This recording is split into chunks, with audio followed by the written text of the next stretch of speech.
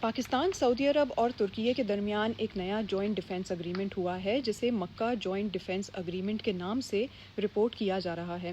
اس agreement کا اصل مطلب کیا ہے، اور خاص طور پر ایک ایسے وقت میں جب امریکہ اور اسرائیل کی ایران کے ساتھ جنگ نے پورے ویسٹ ایشیا کو ایک بڑے کرائسس میں ڈال دیا ہے۔ فلسطین میں جنگ جاری ہے اور اسرائیل کی بڑھتی ہوئی ملٹری پریزنس اور ایکسپینشنسٹ پالیسیز پر بھی سوال اٹھ رہے ہیں۔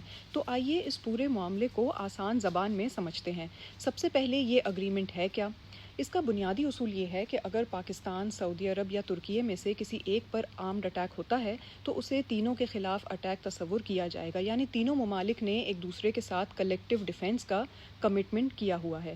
لیکن یہاں ایک بہت امپورٹنٹ ڈسٹنکشن یا بات سمجھنا ضروری ہے۔ اس اگریمنٹ میں اسرائیل کو اینیمی ڈکلیئر نہیں کیا گیا ہے، اور ابھی یہ بھی پوری طرح سے واضح نہیں ہے کہ اگر کسی ایک ملک پر اٹیک ہوتا ہے تو باقی دونوں ممالک کس لیول کا ملٹری رسپانس دینے کے پابند ہوں گے۔ اور پھر سوال یہ بھی ہے کہ یہ اگریمنٹ ابھی کیوں ہوا، اور اس کا جواب آج کی ویسٹ ایشین پالیٹکس کے ساتھ ساتھ پاکستان کی ہسٹری میں بھی موجود ہے۔ پاکستان کے لیے فورن ملٹری الائنسز کوئی نئی بات نہیں ہے۔ کولڈ وار کے دوران پاکستان سیٹو اور سینٹو کا ممبر رہا۔ بعد میں امریکہ نے پاکستان کو میجر نان نیٹو ایلائی کا سٹیٹس بھی دیا، یعنی پاکستان نے مختلف ادوار میں بڑی عالمی طاقتوں کے ساتھ سیکیورٹی اور ڈیفنس پارٹنرشپس کی ہیں۔ لیکن یہاں ایک بہت اہم ڈیبیٹ شروع ہو جاتی ہے۔ ان پارٹنرشپس نے پاکستان کو کتنا مضبوط کیا اور ان کی پولیٹیکل کاسٹ کیا رہی؟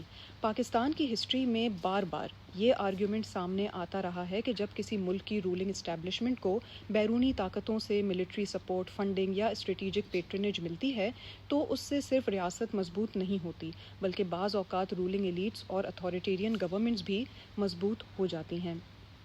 ایک حالیہ آبزرویشن میں آبزرورز نے یہ پوائنٹ اٹھایا ہے کہ پاکستان کی ہسٹری میں فورن سپورٹ اور پیٹرنیج نے ڈکٹیٹرشپ کو اسٹرینتھن کیا ہے، جبکہ عوام کو امپاور کرنے کے لیے آپ کو ڈیموکریسی، رول آف لا اور رولرز کی اکاؤنٹیبلٹی کی ضرورت ہوتی ہے۔ اور میرے خیال میں اس آرگیومنٹ کو اگنور نہیں کرنا چاہیے، کیونکہ سوال یہ اٹھ رہا ہے کہ پاکستان یہ اگریمنٹ کس نیشنل انٹرسٹ کے تحت کر رہا ہے اور یہ فیصلے کون کر رہا ہے۔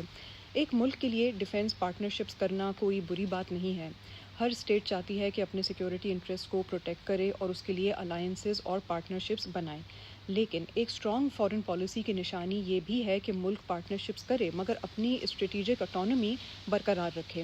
اور موجودہ ویسٹ ایشین کرائسس میں پاکستان کے لیے یہ بیلنس خاص طور پر ڈیفیکلٹ ہے۔ ایک طرف ایران ہے، پاکستان کا امیجیٹ نیبر، دوسری طرف سعودی عربیہ ہے جس کے ساتھ پاکستان کے انتہائی قریبی ڈیفنس ریلیشنز ہیں، اور اب ترکیے بھی اس کلیکٹیو ڈیفنس پیکٹ یا ارینجمنٹ کا حصہ بن چکا ہے۔ اس کے ساتھ فلسطین کا مسئلہ بھی ہے جہاں پاکستان کی ایک واضح ڈپلومیٹک پوزیشن موجود ہے۔ تو پاکستان کے لیے سچویشن کافی کمپلیکیٹڈ ہے۔ اب ذرا امریکہ اور ایران کی بات کرتے ہیں۔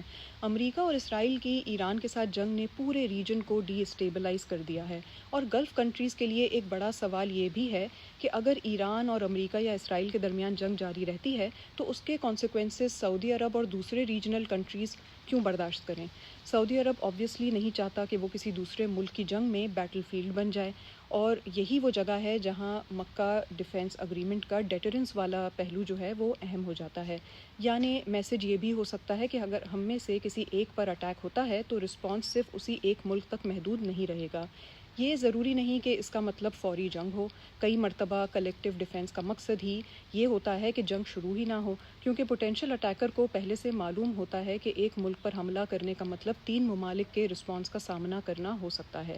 لیکن یہ صرف ایران کے لیے ریلیونٹ نہیں ہے، یہ اسرائیل کے لیے بھی ایک امپورٹنٹ ڈیولپمنٹ ہے، کیونکہ ویسٹ ایشیا میں اس وقت ایک بڑا سوال اٹھ رہا ہے کہ آخر اسرائیل کی ملٹری ریچ کہاں تک جائے گی۔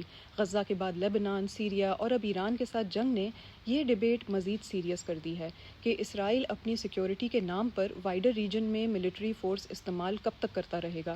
اور یہاں ایکسپینشنزم کا مطلب صرف یہ نہیں کہ کوئی ملک کسی ٹیریٹری کو آفیشلی انیکس کر دے۔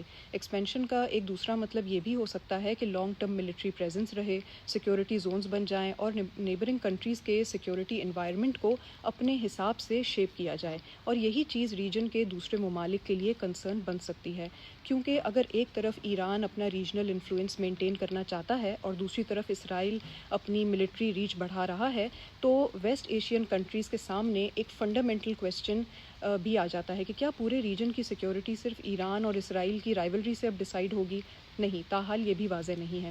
ریجنل پاورز بھی اپنا جو سیکیورٹی آرکیٹیکچر ہے اس کو بنانے کی کوشش کریں گی، اور اس میں سعودی عربیہ، ترکیے اور پاکستان کا کمبینیشن اہم ہے۔ مکہ ڈیفنس اگریمنٹ پر ڈیبیٹ صرف یہ نہیں ہونی چاہیے کہ پاکستان سعودی عربیہ اور ترکیے کے ساتھ کیوں کھڑا ہوا، بلکہ ہمیں یہ بھی پوچھنا چاہیے کہ پاکستان اپنی فارن پالیسی کے فیصلے کتنے انڈیپینڈنٹلی کر رہا ہے، اور ان فیصلوں میں پاکستانی عوام، پارلیمنٹ اور ڈیموکریٹک انسٹیٹیوشنز کا کتنا کردار ہے۔ تو مکہ ڈیفنس اگریمنٹ کو میں صرف ایک ڈیفنس پیکٹ کے طور پر نہیں دیکھوں گی، یہ ایک بڑی ریجنل ٹرانسفارمیشن کا حصہ ہو سکتا ہے۔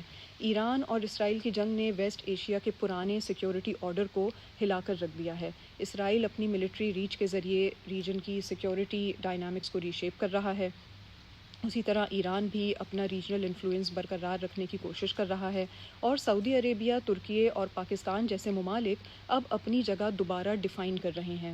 اب دیکھنا یہ ہے کہ یہ اگریمنٹ صرف ایک سمبولک پارٹنرشپ ثابت ہوتا ہے یا واقعی ویسٹ ایشیا میں ایک نیا ریجنل سیکیورٹی آرکیٹیکچر بنانے کی طرف پہلا قدم بنتا ہے۔ اور پاکستان کے لیے شاید سب سے اہم سوال پھر بھی یہی رہے گا کہ ہم اپنے فیصلے خود کتنے کرتے ہیں۔